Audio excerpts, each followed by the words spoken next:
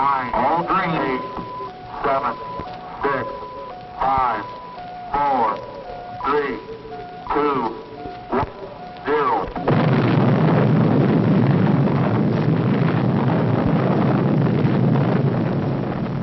Since the splitting of the atom only a few decades ago, and through his God-given genius of science, man, at last, has succeeded in penetrating further and further into the unknown vastness of space. The moon has become the launching base for advanced exploration. From this pivotal point, astronauts, at the risk of their lives, set out Earth's mysterious forces. Yet many questions remained unanswered. What is his Earth in relation to the inconceivable number of other worlds? Is his speed truly the fastest, his achievements the greatest? Or is he a mere unimportant piece of driftwood floating in the vast ocean of the universe? Could there be life similar to our own on other planets?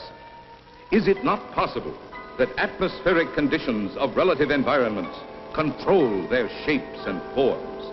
If so, would they be giants? Or could perhaps the opposite be true? Could their intellect have reached a scientific level far above man's dreams? What then will the future reveal if this story you are about to witness is only the beginning?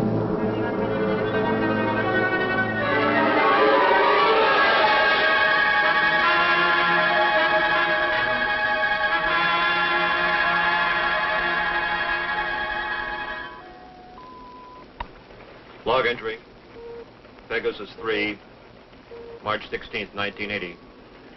Captain Leonard Pilot, Lieutenant Webb Navigator. This is the 7th and last day of Space Reconnaissance Research, Flight 361, from United States Air Force Lunar Base 1. We are 21,000 miles from base, bearing at 270 degrees, 23 minutes. Azimuth at plus 46 degrees, 46 degrees, 50 minutes, ecliptic. On routine successive approximation by trajectory computer using data from the Space Position Recorder. It's quiet and lonely out here. And frankly, we'll be happy to get back to that dreary old moon.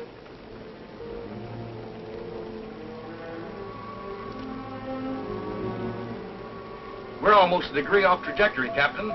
Equipment check's okay. Must be an outside acceleration force.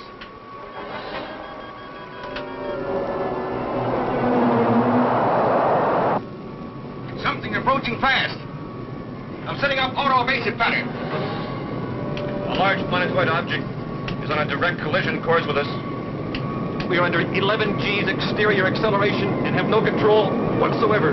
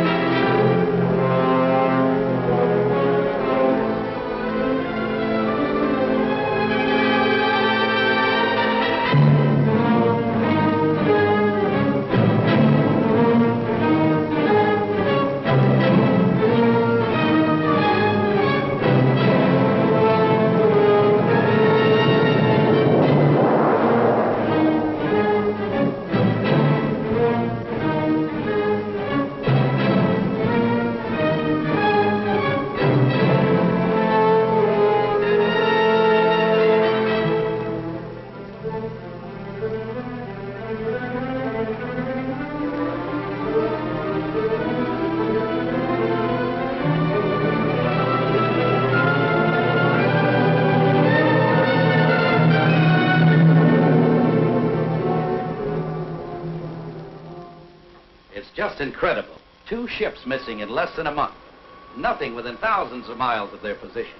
And yet they crash into something that appears suddenly on our radar, big enough to be a planet. And then the next instant it disappears. It's against all theories of space. You get the same reports from bases 2 and 3? It appeared for a second or two, then vanished completely. A ship is on a routine flight. Controls, rockets, everything in order. And then all of a sudden...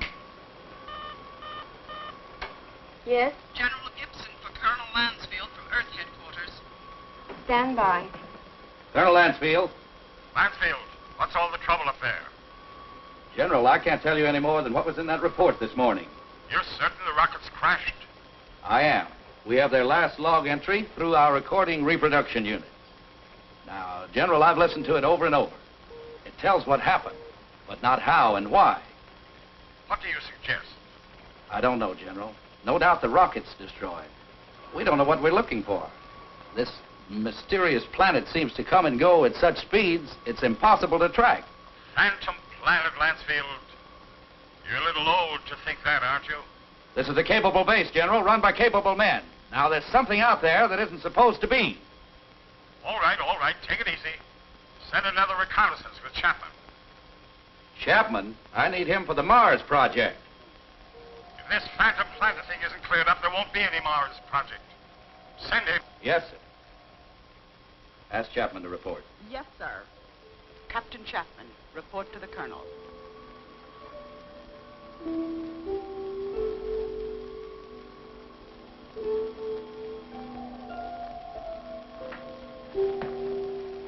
Sir, I've been testing the pressure equipment for the Mars project. Forget about that now, Chapman. You leave tomorrow morning. The General wants someone with your experience.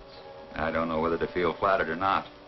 What exactly will I be looking for? A floating space monster? This is no joke, Frank. I wish it were. Sorry, sir. You know how rumors move around this base. Well, that's one of the things we hope that you'll dispel. Well, you're the colonel. I'll take a crack at anything once. And that's about all you'll get, Frank. One crack.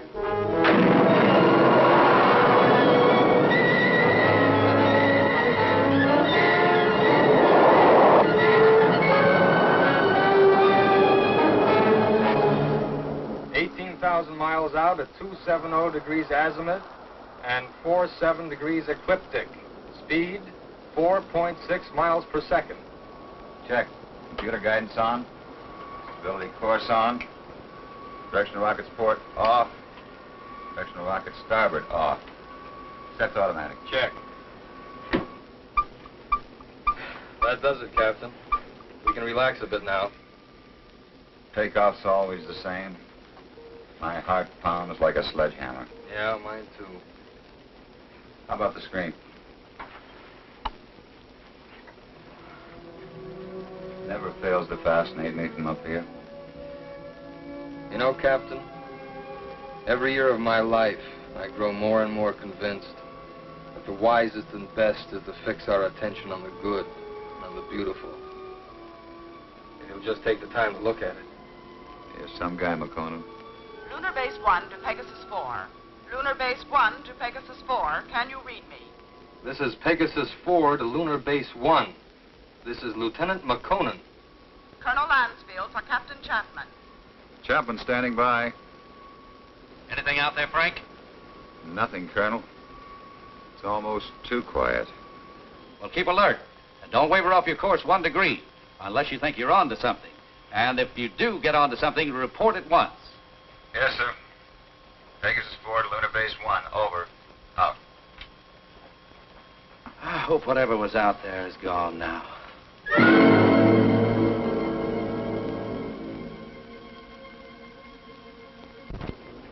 What's our elapsed time from base? 14 hours, 22 minutes, and 30 seconds. You could stay up here another 14 hours and still see nothing. Even 1,400 hours. That's about all we can do, though. Are you sure we're still on course? Why? Well, I have an idea. Turn to 278 degrees azimuth. 047 degrees ecliptic. Yes, sir. Changing course to 278 degrees azimuth, hold 47 degrees ecliptic. Lansfield tells us to charter the same course Pegasus 3 took. Well, that's fine, but I don't think we'll get anywhere.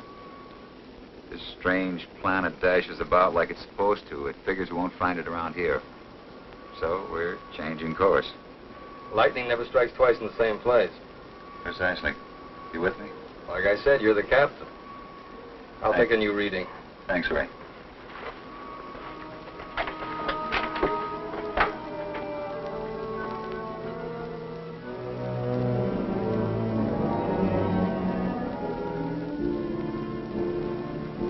You could go nuts out here just waiting for something to happen.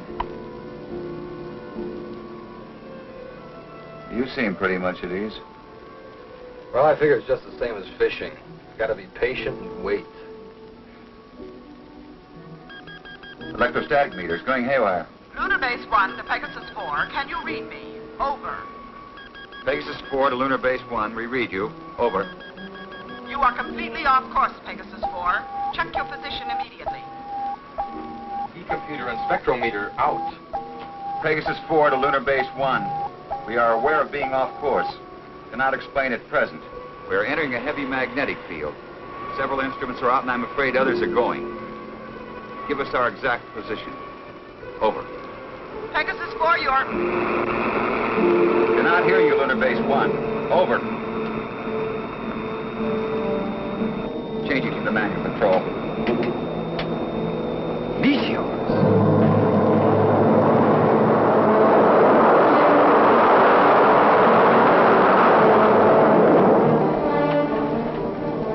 Boy, that was close. Yeah, and I'm afraid it isn't over yet.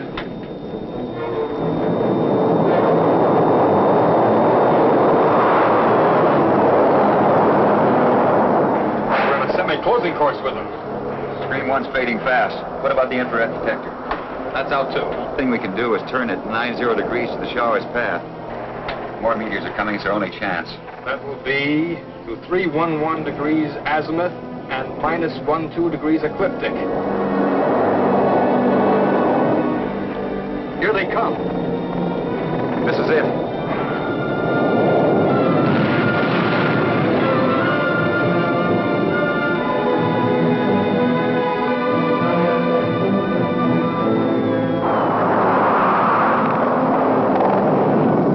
Looks like the worst is over. Don't see a lot of spots. Now, those are ionized trails. They'll persist for a while. Well, let's hope they're no stragglers. With these instruments out, there won't be any way to tell if they're coming from another direction. Trick now is to get back to the moon. I think we'll make it. Yeah. Okay, Ray, let's go through a tight beat check. Right. Cabin pressure. 20 coming up. Retroport. Positive. Retro starboard. Positive. Main circuit 1. Negative. Main 2. Negative. Now, let's try the auxiliaries. Main 1. Negative. Main 2.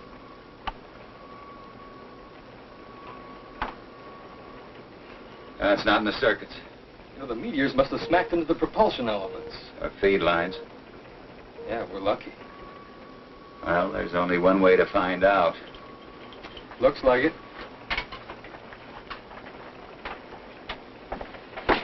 Yeah. There's one thing sure. What's that? They knew what they were doing when they forced us to go through those space drills dozens of times. If I remember correctly, you had a different opinion. Okay, don't rub it in.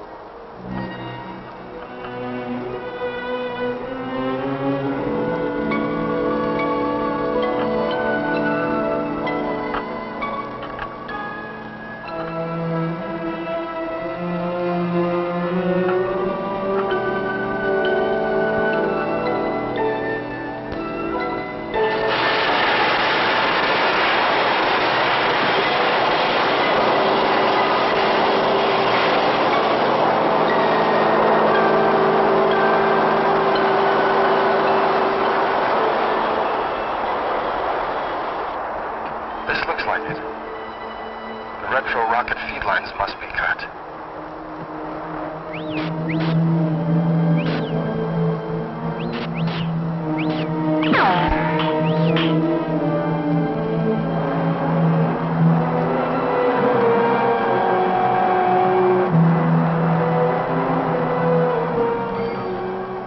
Frank, your airline's broken. Frank!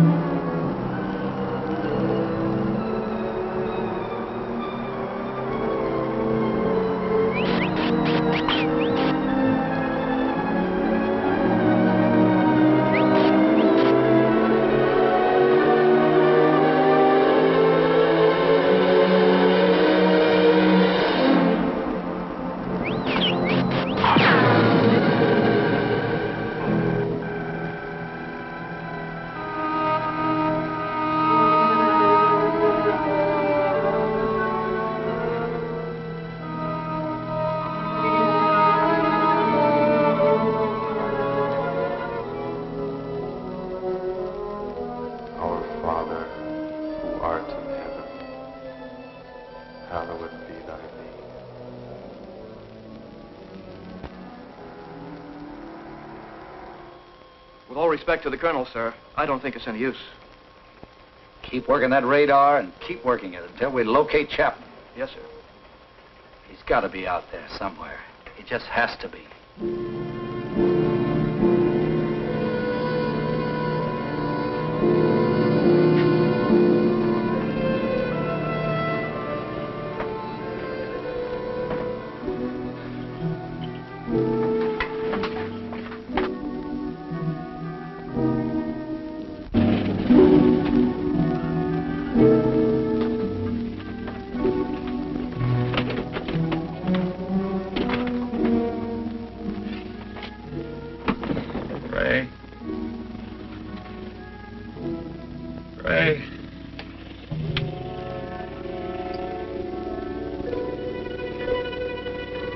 Lieutenant McConnell.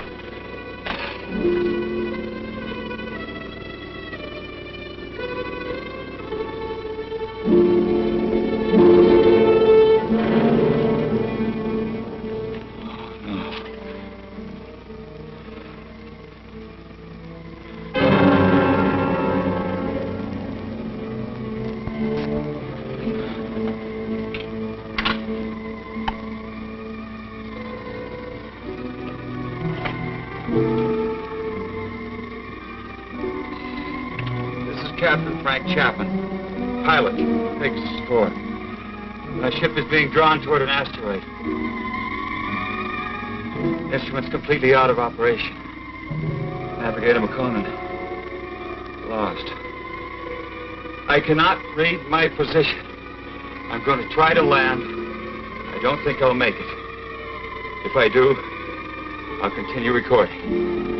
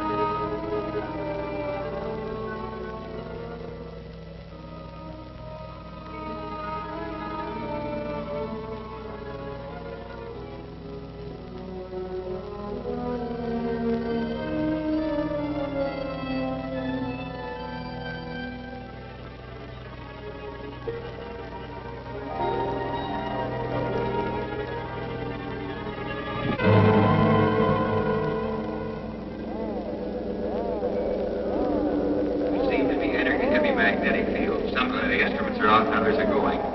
Meteors? You are completely off course, Pegasus 4. Check your position immediately. Lunar Base 1 to Pegasus 4. Can you read me? Frank, your airline's broken. Navigator McConan. Ray. Lieutenant McConan. I'm going to try to land. What exactly will I be looking for? A floating space monster? This is no joke, Chaplain. I wish it were.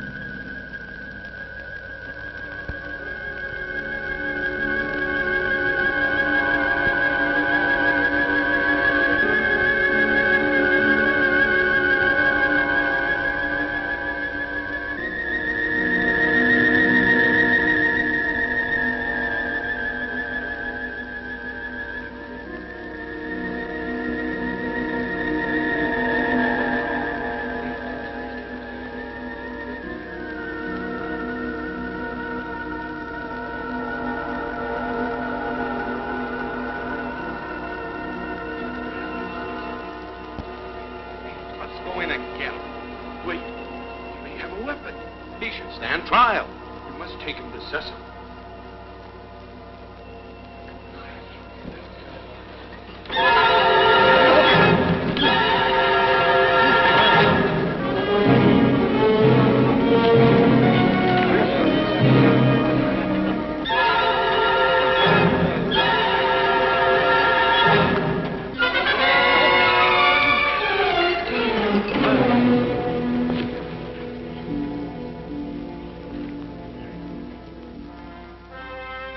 Begin the trial. Yes, Sessom.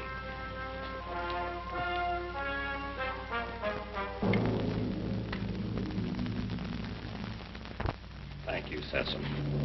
Bring in the jurors.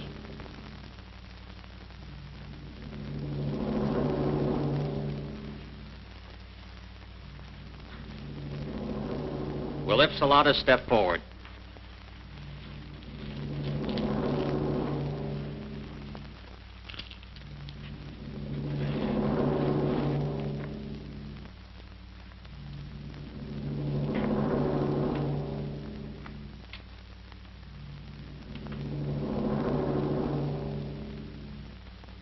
Call the prisoner. Bring in the prisoner.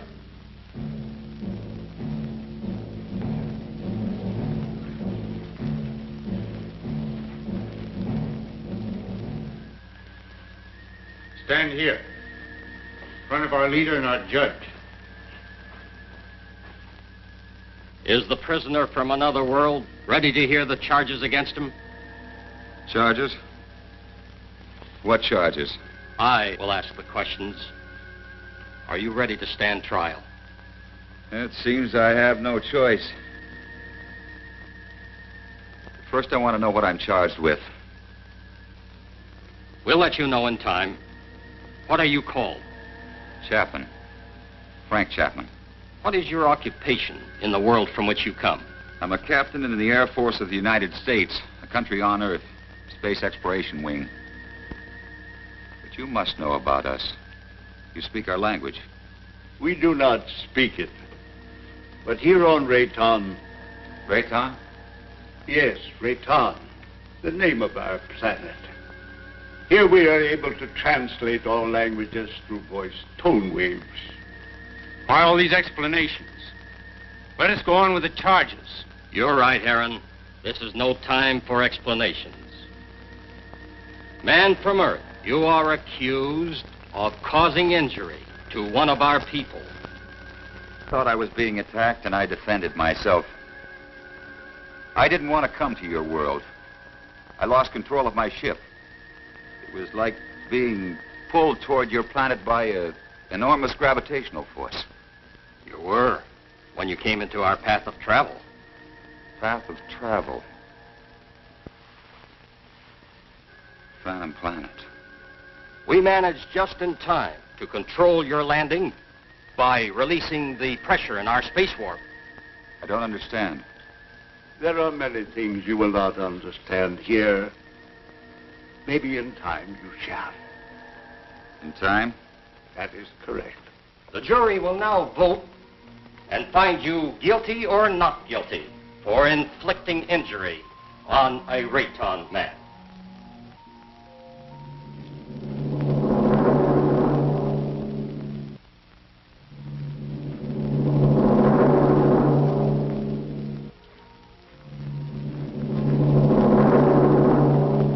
The verdict, Judge.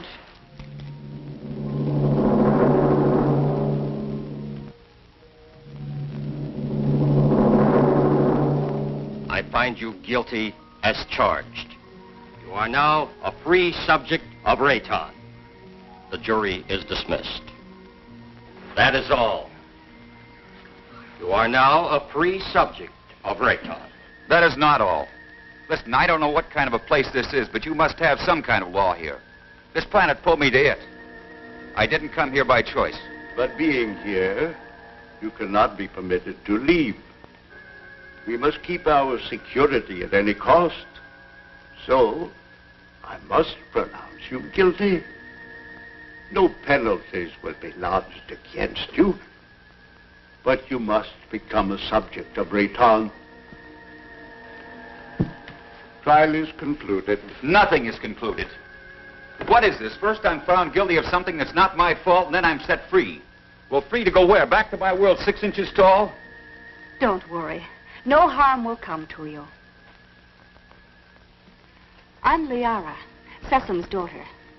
I'll show you to your quarters. Well, come. We'll talk on the way.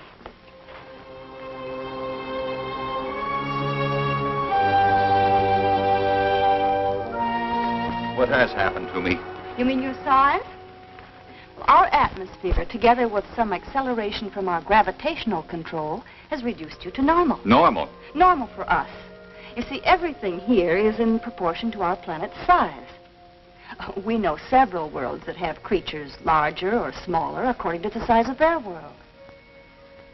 Do you feel any different?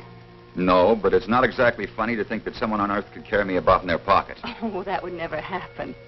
The oxygen in your atmosphere would restore you immediately to your regular size. But either way, it wouldn't matter. You'll never see your world again.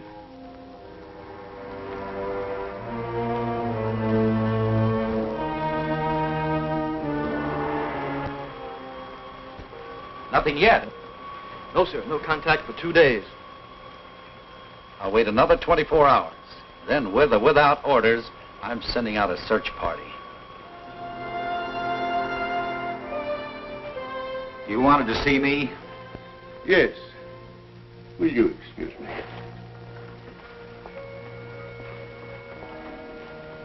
We must talk about your future. Your future on Rayton. My future on Rayton? I want to talk about getting back to my world, back to Earth. I'm afraid that is impossible. You might as well accept your fate of being one of us. Being one of us, you must be productive in one way or another. Well, what is it you want me to do? You must help us to keep spaceships from your world from landing here. But that's my only hope of getting back. Forget about it. 2 ships in my unit disappeared. Did they crash here? Unfortunately, yes. They were pulled into our strong gravitational field. Well, so was I. Yes, but luckily we were aware of your approach and lowered the power on our gravity field. I don't get it. In many ways, you're hundreds of years ahead of our science. Yet you live in such a primitive manner.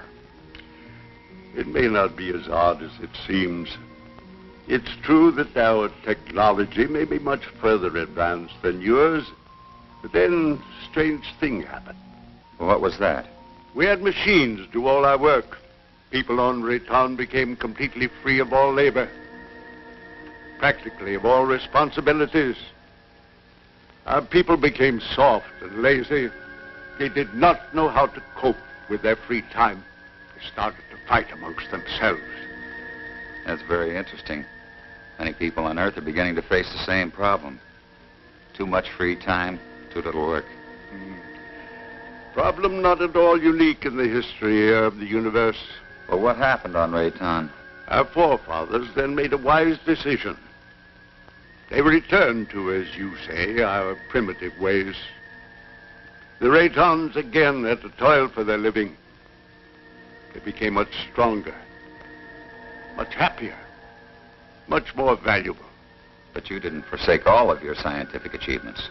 No, we retained the secret of the gravity control for our survival in space, and the secret of our food production for our survival on this barren planet. You sacrificed advancement for this. Sessom rules us, and we are content. Now, can't we get on with this, Sessom? Errand is hasty. We all are. Our lives have been changed so much. I would like you to become acquainted with our ways. Later, you may choose a wife. Liara or Zeta. Zeta cannot speak, but she is a fine woman. Well, between the two, it would be difficult to make a choice. It is no problem. You may take your time, but once you've made your choice, remember, it must not be taken lightly. You must be hungry. Come with me. Liara, go now and learn our ways, and perhaps you may help us with our problems. You can decide about this later. Now you need to eat and rest.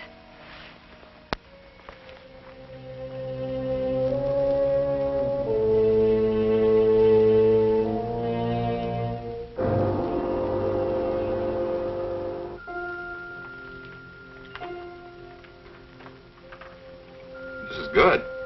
What is it? Well, I think it's the equivalent of your breadfruit. We made it chemically for you since nothing grows here on this planet. Oh, here. Drink this. It's good for you, and it'll help to make you rest. You need it. You say nothing grows here. Well, then how do you exist? Well, our bodies are so constructed that we need very little food because of the air we breathe. Feeling better now? I hope so. Yes. But I'd like to get out of here. You're a strange one, Frenchman. I'm a strange one. What about everybody else? And don't call me Frenchman. My name is Frank Chapman. 2 words. Yes. Frank Chapman. Oh, I'm Sorry, I didn't mean to be so rough. It's just that, well, this is so new to me. You know what I'd like to do if I had a choice? What? I'd like to return to my ship. Well, that's impossible. Then you see, I'm still a prisoner. Not at all. You're free to go anywhere here on Rayton. Except to my ship. Your rocket is no longer on this planet. It was sent off last night while you were sleeping.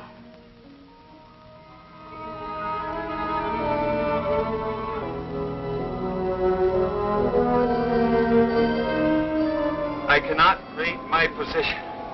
I'm going to try to land. I don't think I'll make it. If I do, I'll continue recording. This is Captain Frank Chapman, pilot, Pegasus 4. My ship is being drawn toward an asteroid. Instruments completely out of operation. Navigator McConan, lost.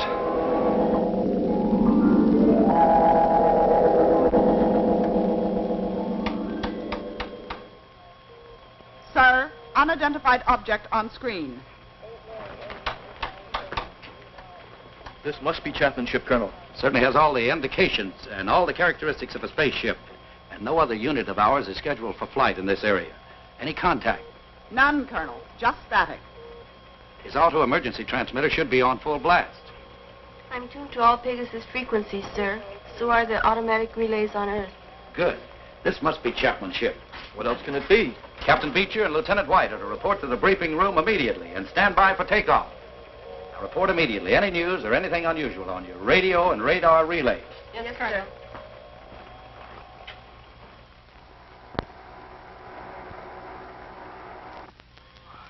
The rescue ship is in the countdown phase, sir. They're waiting for your final operation orders. Put me through to the captain of the rescue ship on launching. Yes, sir. Beecher, this is Lansfield. Yes, Colonel. Beecher, your final instructions are being teletyped on your recorders. Yes, sir. As you know, something unusual must have happened to Chapman and McConan. And I don't mind telling you that it's of greatest importance to space travel that we find out exactly what happened to these two men. So blast off, and good luck. We'll do our best, Colonel.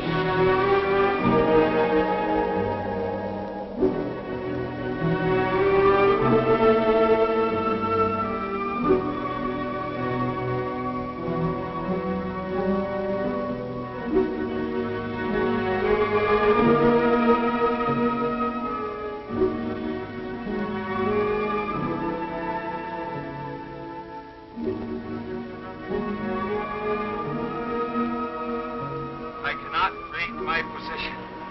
I'm going to try to land. I don't think I'll make it. If I do, I'll continue recording. This is Captain Frank Chapman, pilot, Pegasus 4. My ship is being drawn toward an asteroid. Instruments completely out of operation. Navigator McConan, lost. Pegasus 4 to Lunar Base 1. Pegasus 4 to Lunar Base 1. This is Captain Beecher, over. Lunar Base 1 to Pegasus 4. We read you, Captain Beecher. Good work. Stand by for Colonel Lansfield. Beecher, how are they? They're not. There's no one on board. There isn't a sign of life. Two men just don't get up and walk off a rocket in the middle of space? No, sir. Then what the devil? Chapman recorded a final message, sir, but it doesn't make sense. Our rep roll units are picking it up. We're examining it. Can you bring her in?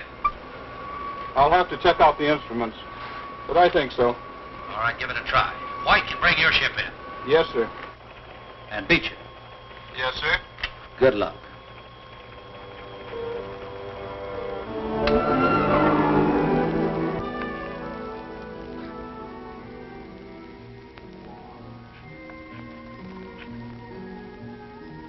I can't work under these conditions. I must know more about the directional flight machine. When the time comes.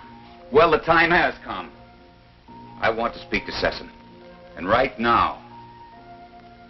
Very well.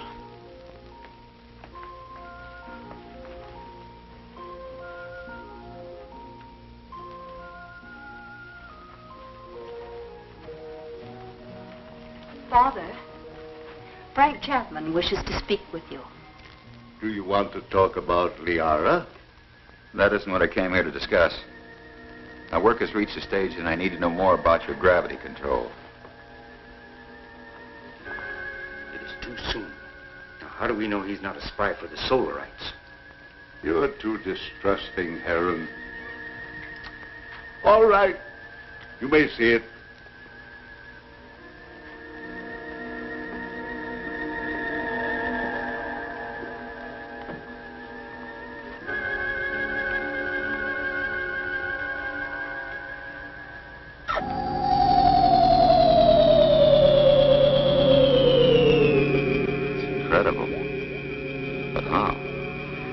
The density of our planet made it possible for us to advance gravity and therefore anti-gravity theories. It's beyond me. Einstein was working on this problem, but he died before he could complete his investigations. What causes Rayton's high density? The atoms on this planet have narrower electronic orbits than the atoms on most other planets. The smaller they become, the easier it is for us to control and take advantage of positive and negative gravity. But why is Rayton getting smaller? This planet is slowly using up the energy that holds the atomic particles together. You mean you might disintegrate into nothing? Yes, someday. But it will not be in our time. Well, I guess it's the same as on Earth. We don't seem to worry that our sun might be cooling off in many millions of years. The danger for us is that sudden bursts of concentrated heat directed on our Rayton might suddenly speed up the process of time. You think that's possible? We have enemies who want our knowledge of gravity and who know our weakness. You're expecting an attack? When you have enemies, you always expect an attack.